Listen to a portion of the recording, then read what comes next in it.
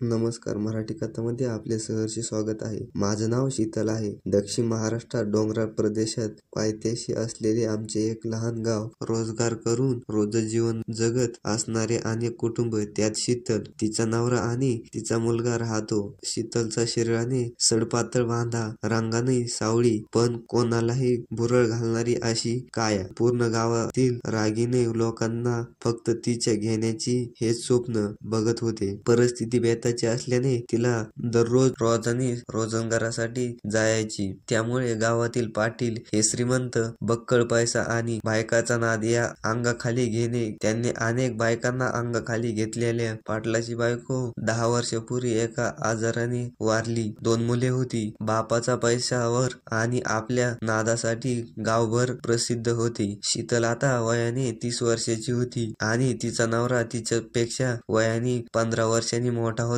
नवऱ्याला आता तिची प्रणयाची अंग आता क्षमता येत नव्हती, परंतु शीतलच्या शरीराची अंग मात्र वाढत जात होती. तिच्या दररोज वाढ असल्याने कामण्याला आळा घालण्यासाठी एका धडधाकट शरीराची गरज होती. ही गोष्ट कोणापासून लपून राहणार नव्हती. याचं कारण म्हणजे शीतलचे शरीराची हालचाल आणि तिचा प्रयत्न. तिचा परपुरुषाकडे बघण्याचा डोळ्यात दिसणारी प्राणाची अंगे. हीच गरज ओळखून पाटलानं एक डाव टाकला. त्याच्यात तिच्या शेतात सुरू असल्याने खुरपणीसाठी त्याने अनेक बायांना रोजगारांसाठी बोलावले होते. शेती जास्त प्रमाणात असल्याने खुरपायला जास्ती वेळ लागणार होता. त्यात खुरपणीला सुरुवात झाली. 2 दिवस उलटले आणि पाटलाची पाहणी आली.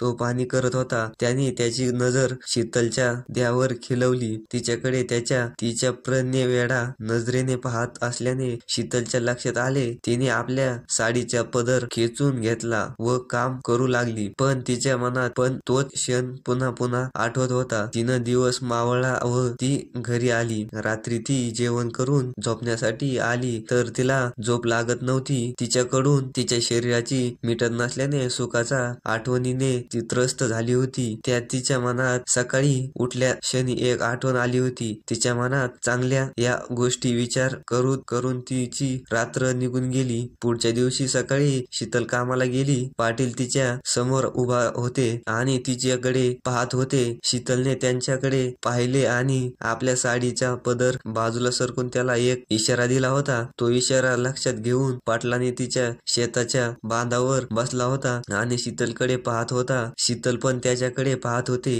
जेवणाची वेळ झाली. सर्वांनी जेवण करून घेतले. शीतलने सर्वांसमोर खोटे आजारी पडायचे निमित्त साधून तिथून निघून आली. त्याआधी पाटील पण तिथून निघून गेले होते आणि बाजूच्या शेतात शीतल वाट पाहत होती आणि तिथून शीतल जात होती. पाटलाने शीतलला उसाच्या शेतात खेचले आणि शीतलचं पण लक्ष आलं, पण तिने सुरुवातीला नकार दिला, पण नंतर मात्र ती पाटलाची साथ देऊ लागली होती. पाटील शीतलला उसाच्या शेतात चालायची. शीतलला उसाच्या शेतात चांगलीच घेतली होती. शीतल पण पाटलाला साथ देत होती. नवऱ्याकडून मिटत नसलेल्या तिला पाटील सापडला होता. पाटील एक होता शीतलचे वृक्ष दाबवू होता आणि दुसऱ्या हाताने शीतलच्या जीवाला टाकत होता. तिला आणखीही बेधुंद करत होता. शीतल पण पाटलाला साथ देत होती. देहावर येत होती आणि तिचे धरून चोळत हलवत होती. पाटलानं शीतलचे फेडून बाजूला ठेवले. तिने लगेच पाटलाचा शर्ट आणि धोतर पासून वेगळे केले आणि त्यांच्याकडे पाहत होती. तिने पहिल्यांदाच परव्या पुरुषासोबत असे पाहिले होते. तिला पाटलाच्या भुरळ पडली होती.